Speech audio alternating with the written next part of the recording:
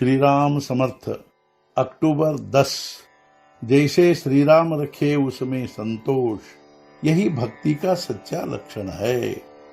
किसी भी बात का ज्ञान न हो, लेकिन राम नाम लेने की इच्छा हो। गृहस्थी में संतोष रखे, यही भक्त का मुख्य लक्षण है। आंखें और कान से बाह्य जगत का ज्ञान होता है, इनसे नाम का अनुसंधान करना चाहिए। राम को चित्त में लाकर उसकी गृहस्थी हम करते हैं, यह ध्यान में रखे। हमें स्वार्थहीन होना चाहिए। राम नाम से ही ऐसी वृत्ति बन सकती है। जो अवसर पाने पर लाभ उठाता है, वही संसार में धन्य होता है। नट चाहे राजा का काम करे, चाहे रंक का, वह खूब जानता है कि वास्तव में मैं कौन हूँ। संसार सज्जन दुर्जनों से बना है। इसमें हम खोज निकाले कोई ऐसा व्यक्ति जिसके संग से हमें लाभ होगा और राम के प्रति हमारा प्रेम दूना होगा। द्वेष, मत्सर और अहंकार की वृत्ति, इनका संग कभी नहीं करना चाहिए। मान अपमान सहे रामचरणों की सेवा का ध्यान रखना चाहिए। सब कुछ करे, लेकिन सच्चा प्रेम साधन पर ही हो। अभिमान शून्य होना ही शिष्य का लक्षण है। राम मेरा कैसा होगा, इसकी रात दिन चिंता करनी चाहिए। हमारा ध्यान हमेशा संतों की जीवनी की ओर हो और देह से गृहस्थी करे। सबसे अच्छा गुण अपने अवगुण जानना है।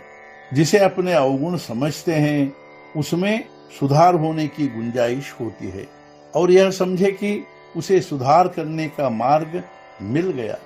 पहले अपने मन को अपने नियंत्रण में रखो। विषय वासना और अहंकार का त्याग करो। मन की स्थिति ऐसी करो कि जिससे उसे कुछ मांगने की इच्छा ही न हो। व्यवहार में दक्षता बरतनी चाहिए।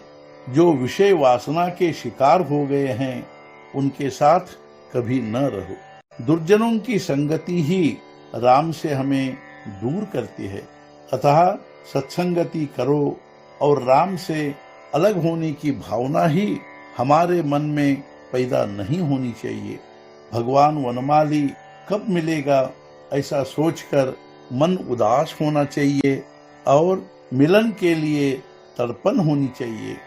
दूसरी किसी भी बात का स्मरण न होना ही तड़पन का लक्षण होता है।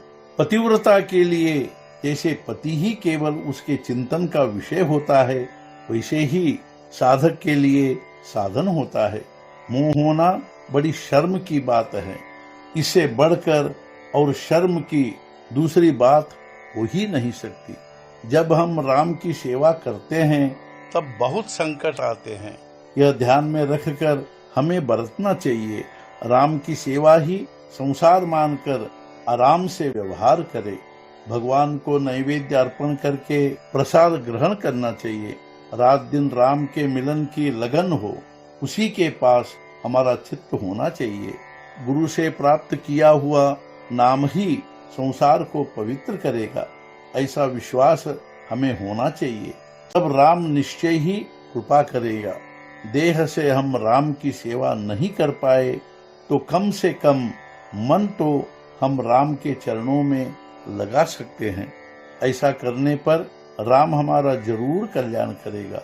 राम जैसे रखेगा, उसमें हमें संतोष मानना चाहिए। यही भक्ति का सच्चा लक्षण है।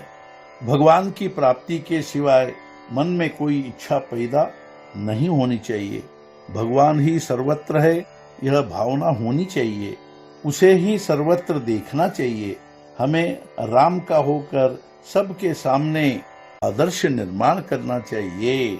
आज के मुख्य विचार, मैं यह त्रिवार सत्य कहता हूँ कि राम नाम के बिना इस दुनिया में और कुछ भी नहीं है। यदि हम निर्हेतुक नाम ले, तो आत्मा राम से हमारा नाता प्रस्थापित होगा। सद्गुरुनाथ महाराज की जय। जय जय रघुवीर समर्थ।